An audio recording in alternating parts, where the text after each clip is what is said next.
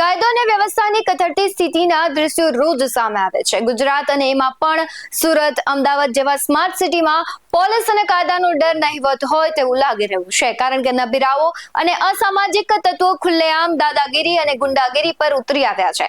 એક બાજુ હરસંઘવી સાહેબ કાયદાની વાતો કરે છે, કોઈને પણ છોડવામાં નહીં આવે, બધાના સરઘસ નીકળશે, પણ રોજબરોજ બનતી ઘટનાઓ હરસંઘવી ભાઈ તમને જવાબ આપે છે કે કાયદો અને વ્યવસ્થાની વાત બહુ પહેલા કરવાની હતી. કૂતરો હડકાયા પછી તેની સારવાર કરવા સમાન છે, કારણ કે સારવાર પહેલા તો એ કેટલાયનો ભોગ લઈ ચૂક્યું હોય છે. તેને સારવાર આપતા વાર લાગે, અને એટલે આ બધા માટે તમારે વહેલું જાગવાની જરૂર હતી.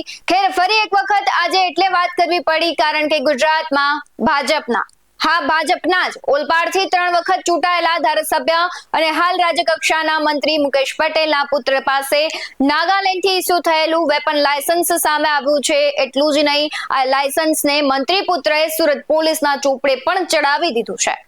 નમસ્કાર, આપની સાથે હું ભગવતી વિશાવડિયા.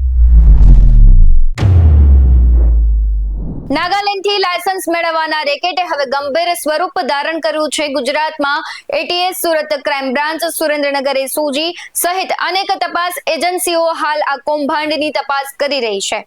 ત્યાં હવે ઓલપાડથી 3 વખત ચૂંટાયેલા ધારાસભ્ય અને હાલ રાજ્યકક્ષાના મંત્રી મુકેશ પટેલના પુત્ર પાસે પણ નાગાલેન્ડથી ઇસ્યુ થયેલું વેપન લાયસન્સ સામે આવ્યું છે. એટલું જ નહીં, આ લાયસન્સને મંત્રી પુત્રએ સુરત પોલીસના ચોપડે પણ ચડાવી દીધું. અહીં ઉલ્લેખનીય બાબત છે કે આ રેકેટમાં અત્યાર સુધીમાં ગુજરાત એટીએસે 23 આરોપીની ધરપકડ કરી છે. ત્યારે મંત્રી પુત્રની ધરપકડ થશે કે કેમ તેને લઈને સવાલો ઉઠી રહ્યા છે. આ સમગ્ર ઘટનાને જોતા જ લાગે છે કે મંત્રીનો પુત્ર છે એટલે સરકારમાં તેના પિતા છે, અને એટલે સરકાર તેમની ઘરની હોય.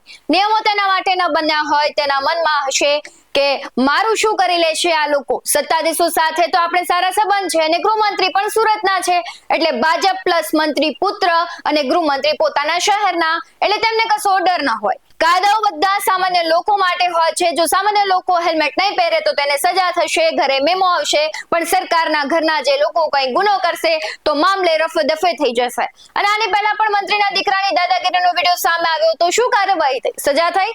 ના, એમનું કોઈ કઈ ન ઉખાડી શકે, કારણ કે તેમના પિતાની પહોંચ ખૂબ ઉપર હોય છે. વિશાલ પટેલના હથિયાર લાયસન્સની વિગત બહાર આવતા રાજકીય વર્તુળોમાં પણ ભારે ચર્ચા થઈ છે, અને ખાસ કરીને ત્યારે જ્યારે વિશાલના પિતા ભાજપના મંત્રી છે. રાજ્યમાં પ્રતિબંધિત હથિયારોના લાયસન્સ પર નવા ખુલાસાઓ થઈ રહ્યા છે, અને એટીએસ સહિતની એજન્સીઓ ઊંડાણથી તપાસ પણ ચલાવી રહી છે. હવે જોવું રહ્યું કે મંત્રીના પુત્ર છે તો તેના પર કાર્યવાહી થશે કે નહીં.